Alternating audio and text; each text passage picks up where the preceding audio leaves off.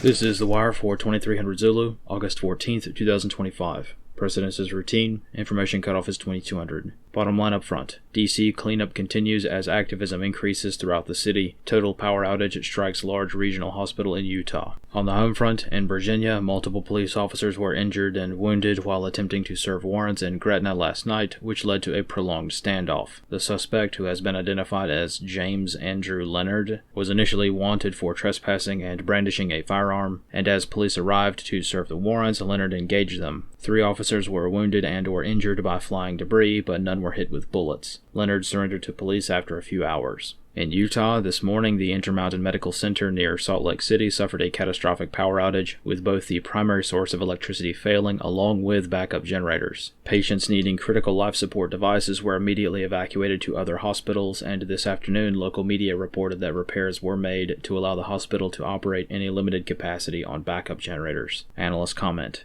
It is exceptionally rare for any Level 1 trauma center to lose power like this, but even more rare is the failure of backup generators designed from the ground up expressly for this type of emergency. This is also not a small clinic, but a very large hospital that provides emergency care for much of the entire region. In Washington, D.C., anti-crime initiatives continue as before, with several arrests being announced over the past few days. Yesterday evening, a man was arrested after assaulting ICE agents during a downtown immigration raid. This morning, the DOJ identified this individual as Sean Dunn, a DOJ employee who was subsequently fired this morning. Analysts comment. Regarding these policing efforts, mostly low-level criminals have been rounded up, or general miscreants who the feds can only grab on illegal gun charges or other dubious means. National Guard soldiers have been observed taking up positions around the city, and so far have mostly served as a target for activists to scream at. Cleanup operations continue around the city with little fanfare, and so far the general plan has been to dismantle homeless camps around the city, with the inhabitants housed in dedicated facilities or mental health or rehab clinics as needed. Analyst comments for this Wire.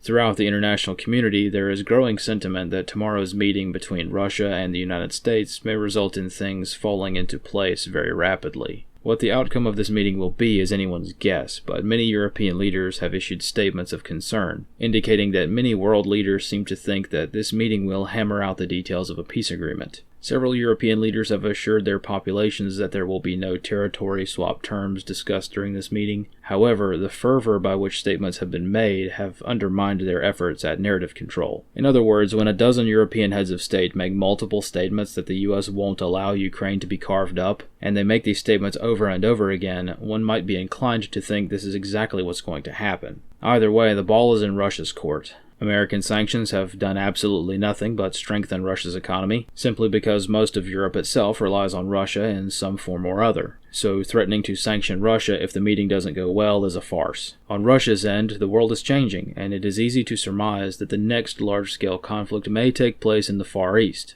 Taiwan. Since this is mostly up to Putin, he himself is very clearly interested in solving this issue decisively. Russia does not want to have to fight this same war again in a decade. Similarly, the United States is looking for a war emerging in the Pacific sometime soon, and having to fight a war in Europe and in Asia at the same time is not possible at the current pace of armament. Throughout history, all wars have ended for one of two reasons, either because one side is defeated or because all belligerents decide that it is no longer in their best interest to keep fighting. In Ukraine, the first reason is already off of the table. Russia will not be defeated in this specific conflict, and Ukraine will be propped up by the United States for as long as the United States so desires. Friday's meeting may provide an answer on the alternative reason. We may find out tomorrow if both sides have made the decision that fighting is no longer worth it, or if this conflict will continue for some time.